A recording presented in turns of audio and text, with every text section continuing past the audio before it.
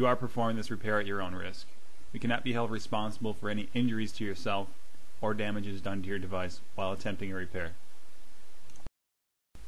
The toolkit for this repair will include at least 3 tools: a plastic pry tool, a small Phillips screwdriver, and a small Torx screwdriver. Now, you may not need the Torx screwdriver depending on when your iPhone was manufactured. Some will use the Torx type screws at the bottom, while others will use the Phillips. In our case, we have the Torx.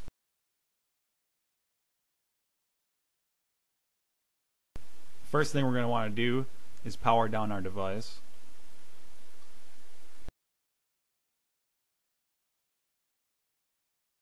In order to access the battery, we'll have to remove 2 screws on the bottom of the phone on opposite sides of the sync port.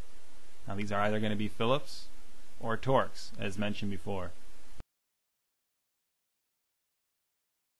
With these 2 screws removed, we can now slide the back cover up about 1/4 inch, and that will allow us to remove the back as shown in the video. And now we have direct access to the battery.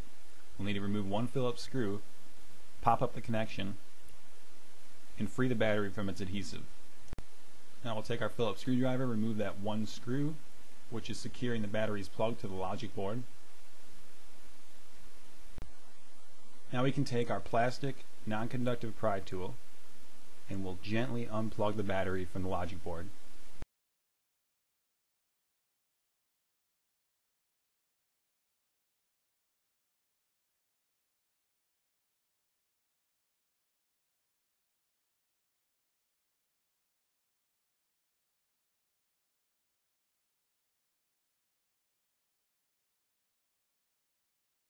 Now the battery is held in with adhesive, so we'll have to free it from that adhesive before we can remove it.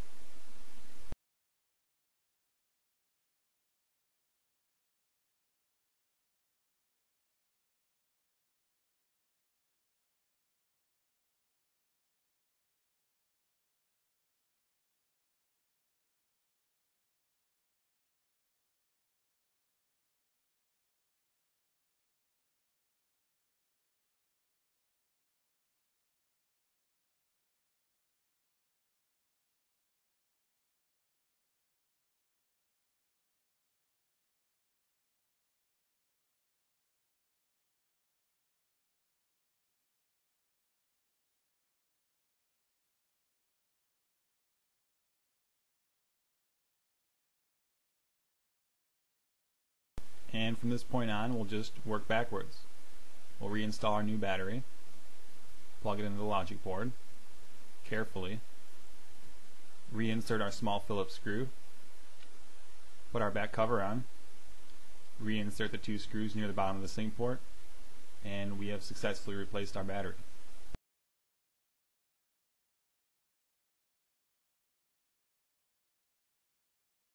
Now be careful when plugging it back into the logic board. You don't have to force anything. Once it's in the right position, it should clip right in place.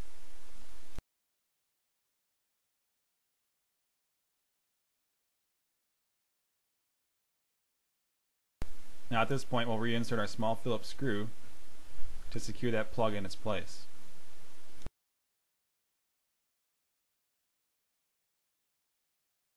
And next, we'll want to rest our back cover flush with the phone, so there's about 1/4 inch overhang at the top.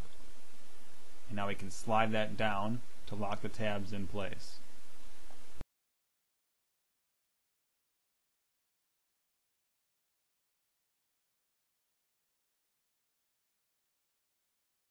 And our final step is to reinsert the 2 screws at the bottom of the phone on opposite sides of the sync port.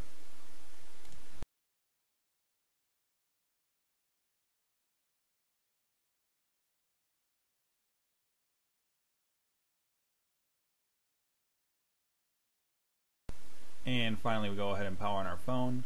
Now typically the batteries will come with some charge, however you may need to charge the battery before you can get it to turn on. Hopefully you found this tutorial to be helpful. If you have any questions, feel free to comment or contact us through our website, gadgetmenders.com, where you'll also find a full line of parts and services for the iPod, iPhone, iPad, and Zune.